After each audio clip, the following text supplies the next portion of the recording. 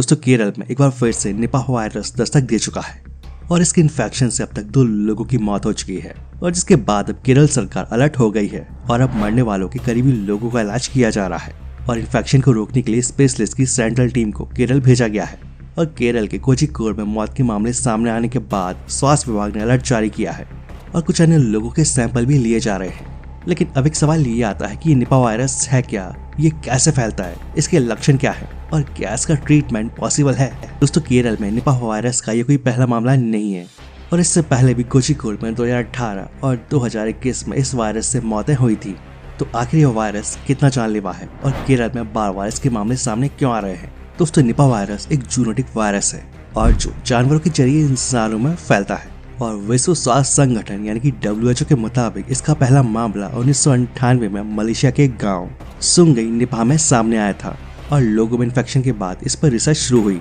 और फिर गांव के नाम पर ही इस वायरस का नाम निपाह वायरस रखा गया और इसका इन्फेक्शन उन लोगों के बीच हुआ जो पशुपालन से जुड़े हुए थे। और दोस्तों सिर्फ इंसान ही नहीं, इसके मामले पालतू जानवर जैसे कि कुत्ते, बिल्ली, बकरी और घोड़े में भी मिले हैं और WHO के मुताबिक इसका संक्रमण घातक होता है और संक्रमण के बाद मरीजों की मौत का खतरा 40 से 75% तक होता है। हालांकि ये इस बात पर भी डिपेंड करता है कि मरीज को कितनी जल्दी इलाज मुहैया कराया गया है। वैसे आपको बता दें कि अब तक इसकी कोई वैक्सीन तैयार नहीं हो पाई है और इसी वजह से मौजूदा दवाओं के जरिए इसके लक्षणों को कंट्रोल करने की कोशिश की जाती है। और दोस्तों निपाह वायरस के मामलों पर नजर डालेंगे तो पाएंगे कि इसके सबसे ज्यादा मामले केरल में ही सामने आए हैं। लेकिन ऐसा क्यों? तो इसका जवाब बांग्लादेश में निपाह वायरस की खोज करने वाले प्रोफेसर स्टीफन लुबी ने दिया है। पिछले 15 सालों से निपाह वायरस पर रिसर्च करने वाले प्रोफेसर लुबी का कहना है कि निपाह वायरस दक्षिण एशिया में पाए जाने वाले बड़े आकार के चमगादड़ के जरिए फैलता है और इस चमगादड़ को फ्रूट बैट कहते हैं। ऐसा इसलिए क्योंकि ये चमगादड़ फलों का रस चूसता है और ताड़ी को भोजन बनाता है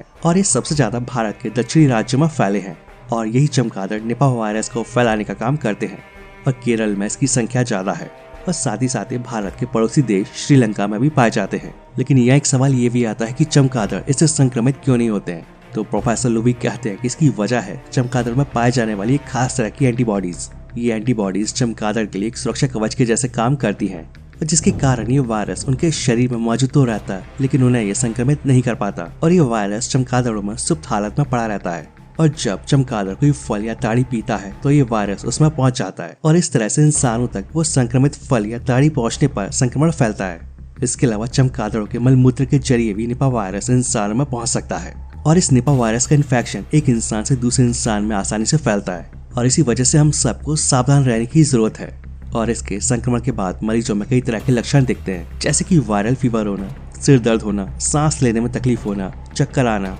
और ये लक्षण 2 हफ्तों तक बने रह सकते हैं और इसलिए ऐसा होने पर तुरंत अपने डॉक्टर की सलाह जरूर लें। इसके संक्रमण का पता करने के लिए serology, serum neutralisation test, histopathology, PCR and virus isolation और एलाइजा टेस्ट किया जाता है। दोस्तों इस वायरस का खतरा घटाने के लिए हाथों को साबुन से धोएं। अब तक ना तो इसके इलाज के लिए कोई दवा है और ना ही इसकी रोकथाम के लिए कोई वैक्सीन और इसलिए निपाह वायरस से बचना है तो सावधानी बरतना बेहद जरूरी है। और ऐसे में अगर आप कुछ बातों का ध्यान रखते हैं तो इस वायरस की चपेट में आने से बच सकते हैं, जैसे कि अपने हाथों को साबुन से धोएं, पेड़ से टूट कर गिरे फलों को खाने से बचें और ऐसे फलों को भी खाने से बचें जिसे किसी पक्षी ने चोंच से खरोचा हो। सुअर और चमगादड़ के संपर्क में आने से बचें, मास्क लगाएं और समय समय पर हाथ धोते रहें